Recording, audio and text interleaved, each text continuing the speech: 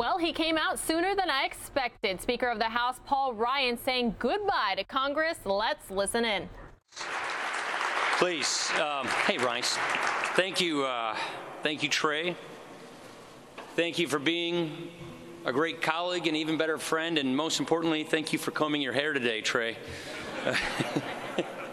This version's a good one. Thank you. Everybody's laughing because you know exactly what I'm talking about, don't you? I want to thank, I see all my friends and colleagues here. I want to thank you all for joining me here today.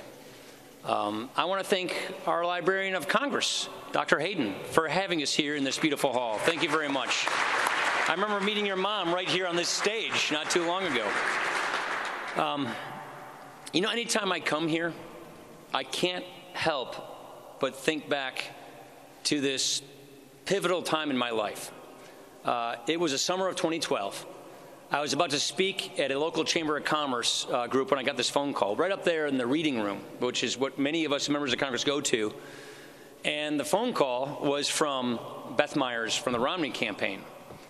And at this point, you know, I knew that I was being vetted for vice president, but I hadn't heard anything. I didn't know how serious this was. I didn't think they'd pick a guy from the House anyway.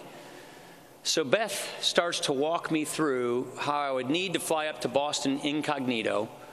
She goes through all these logistics of what is about to occur, and it just starts occurring to me that my life, my family's life, is about to change dramatically. And that call was right outside that door there. We hang up, I go up to the reading room and give that speech, and then I realize I've got to go vote on the floor. It was the last votes before the August recess. So at this very moment when I want to be alone with my thoughts, I walk right into a swarm of colleagues and reporters just keeping mum. It's one of those inflection points you just remember at certain crossroads in your life. This building, that moment, it reminds me right now that your plan, your direction can change in an instant. I've had a number of improbable turns in my life. I don't know what's next. But before I go, I am grateful to have the chance to share a few thoughts and to say goodbye. I'm grateful to say goodbye to you, to this job, and to this incredible institution we call the House of Representatives. A long time ago, I came here to Capitol Hill as an intern for one semester in college. The plan was pretty simple. One semester here in Washington, learn something, that's it. Since then, I have been surrounded by some incredible people. The mentors who helped set me on the right path. Jack Kemp, Bill Bennett, Bob Woodson. The intellectual giants who guided me in the things that I wanted to pursue. The people of southern Wisconsin who gave me the chance to work for them. The staff who always made me better. The president and the vice president for being my partners in government. The colleagues who became lifelong friends. And of course, my family. This whole thing started as a family affair. My mom, my brother Tobin, my sister-in-law, they ran my first campaign. My mom was my scheduler. And so no one would turn down your mom when she calls to ask you to go speak to their group. It was a great setup. But it ends with family too. I would not have been able to serve as speaker were it not for the sacrifices that Jana, Liza, Charlie, and Sam made. Being a husband and a dad is everything to me. So we have come a long way together in this improbable journey. So from the bottom of my heart, thank you all. Thank you.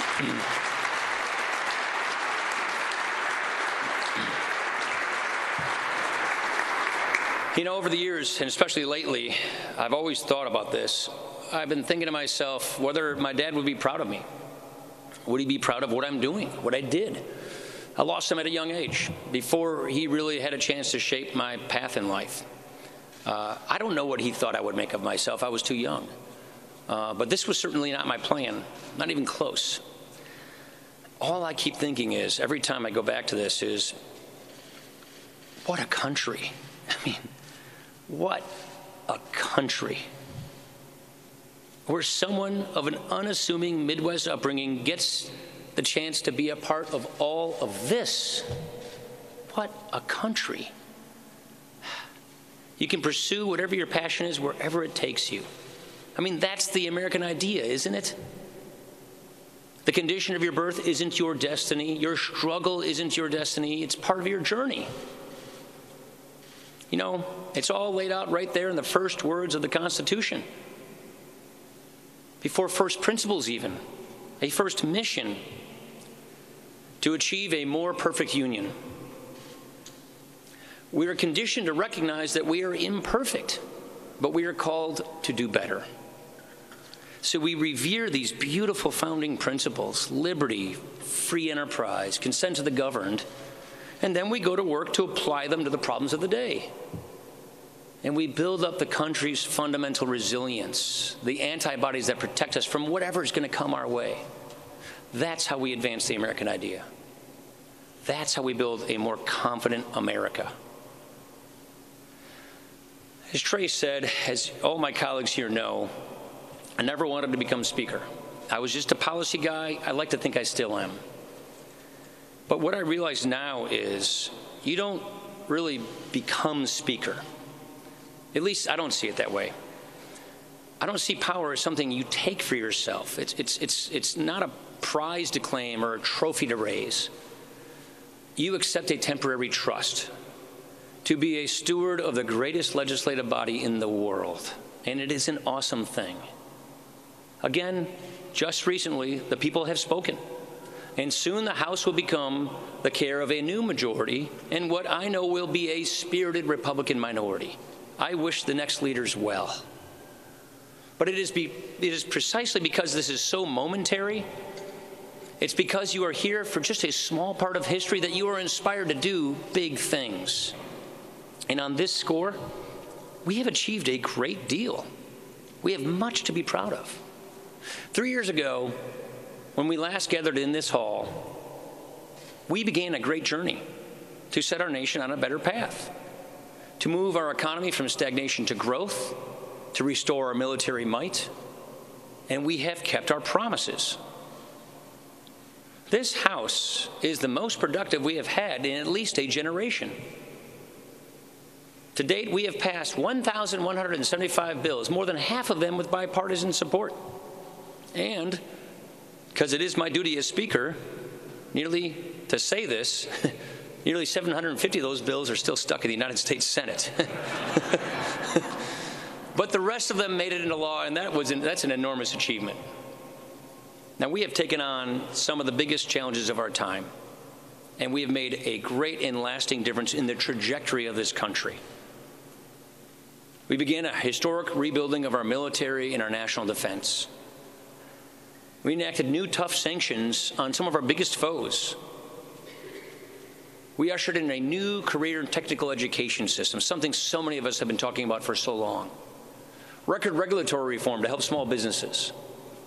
A long-sought expansion of domestic energy production to be followed by America's new energy dominance. To stem the tide of opioid addiction, the most significant effort against a single drug crisis in congressional history. Criminal justice reform to give more people a chance of redemption, making its way through. We're doing this all the way up to the end. A landmark crackdown on human trafficking that is already yielding results in saving lives. A VA with real accountability, and finally, better care for our veterans. And after years of doubt, years of the cynics saying that it could not be done, we achieved the first major overhaul of our tax code in 31 years.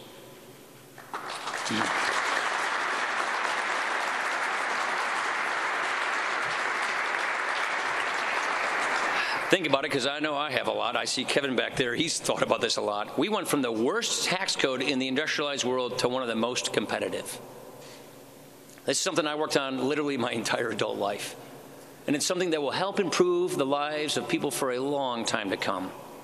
It's one of those sort of elusive generational reforms. It's why we do this.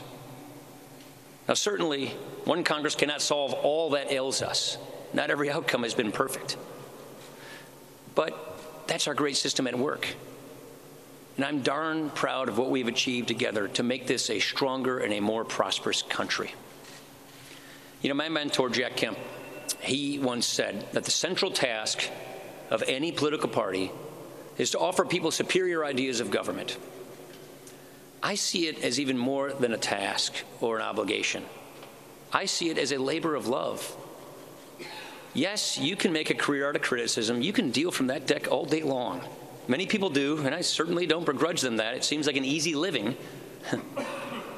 But well done is always said, isn't it? In this business, you catch slings and arrows. It is a price that I have been happy to pay, because nothing is as fulfilling as pursuing an idea that will truly make a difference in people's lives and seeing it through from start to finish. To me, that is the ultimate proving ground of politics. It is the great manifestation of this experiment in self-government. And I got to tell you, the more you get into it, when you choose to truly engage in the process rather than merely endure it, the more you come to see that even our most complex problems are solvable. I gotta say, I leave here as convinced I was at the start that we face no challenge that can be overcome by putting pen to paper on good, sound policy, by addressing head-on the problems of the day. The state of politics, though, is another question. And frankly, that's one I don't have an answer for. You know, we have a good sense of what our politics should look like. A great clash of ideas, a civil, passionate discourse through which we debate and resolve our differences. A system of government, our system doesn't just allow for that, our system depends on that. One side may win, one side may lose, we dust ourselves off, and then we start anew, knowing that each one fought in pursuit of their honest ideals. But today, too often, genuine disagreement quickly gives way to intense distrust. We spend far more time trying to convict one another than we do trying to develop our own convictions. All right, everybody, thanks so much for watching News Now on Fox 10 Extra. We will continue to listen to Paul Ryan when we return. And all of this gets amplified by technology, with an incentive structure that preys on people's fears and algorithms that play on anger. Outrage has become a brand. And as with anything that gets marketed, it gets scaled up. It becomes more industrialized, more cold, more unfeeling. And that's the thing. For all the noise, there is actually less passion, less energy. We sort of default to lazy litmus tests and shop-worn denunciations. It's just emotional pablum fed through a trough of outrage. It's exhausting. It saps meaning from our politics. And it discourages good people from pursuing public service. I mean, the symptoms of it are in our face all the time.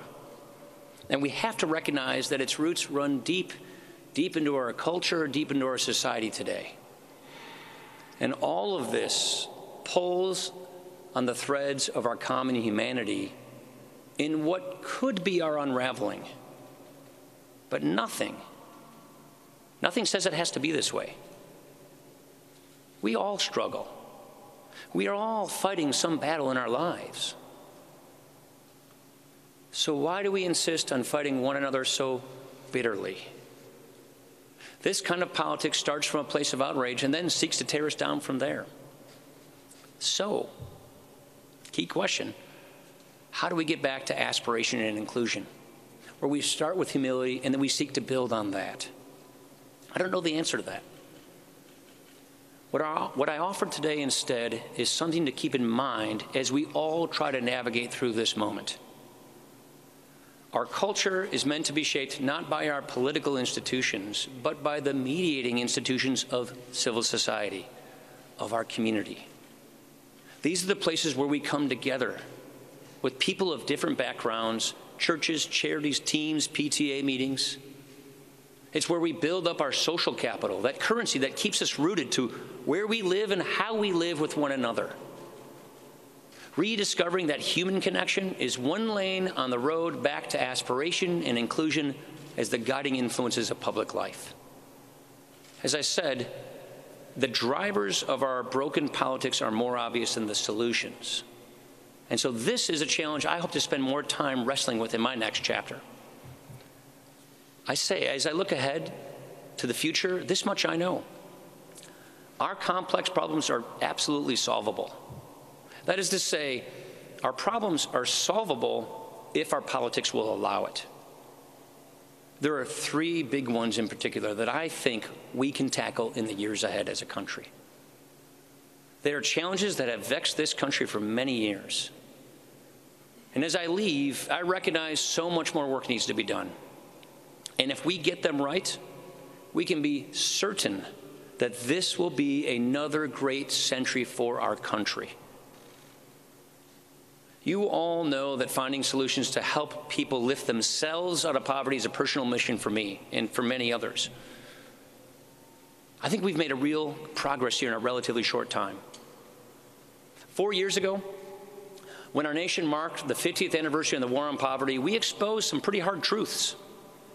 For all the billions spent, all the bureaucracies and programs created, we barely moved the needle. But we have begun to break this monolith. New opportunity zones, which are part of tax reform, will bring more investment into distressed communities.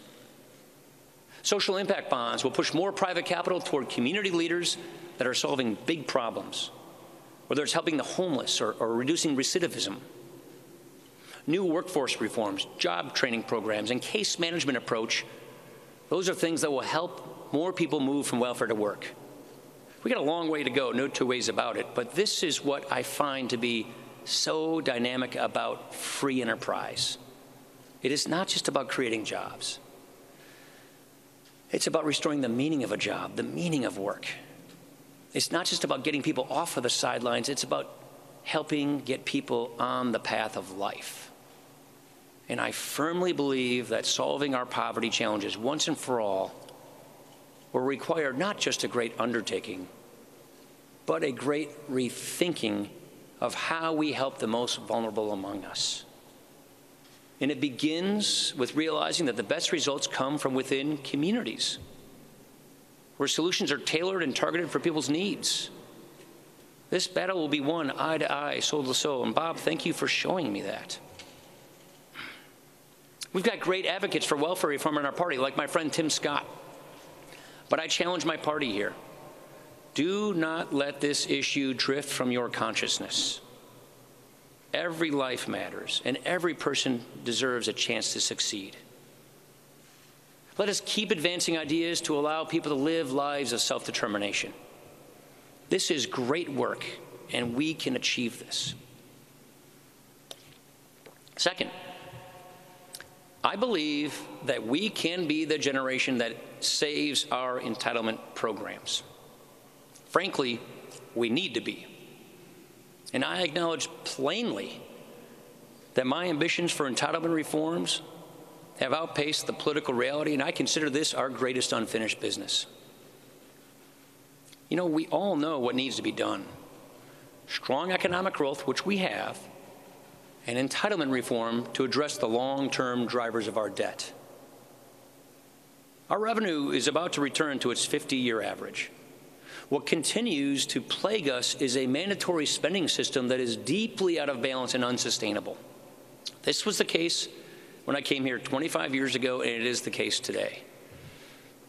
Not too long ago, few were willing to recognize the scope of this problem, let alone engage on solutions.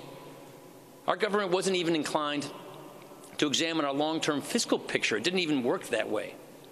We had to go about changing the debate before we could begin to even try and change people's minds.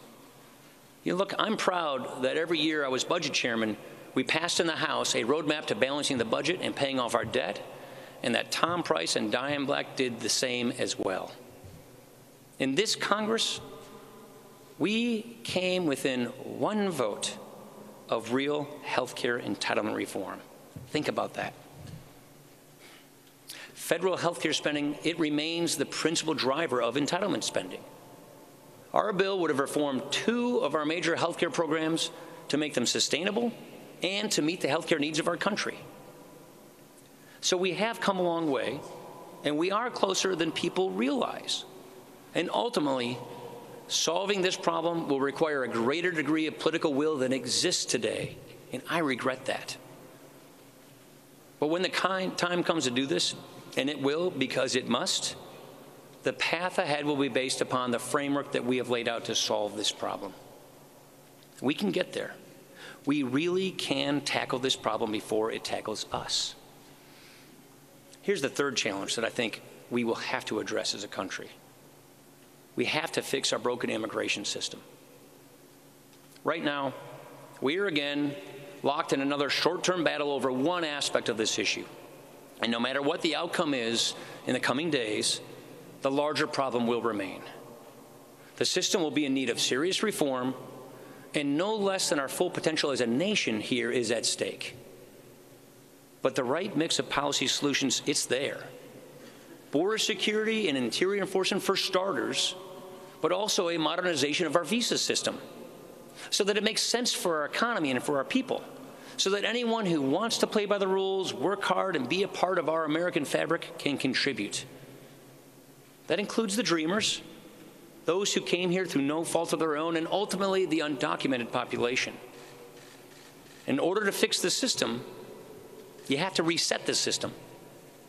In order to truly enforce the law, you have to get people right with the law. Again, we came closer in this Congress than people realize.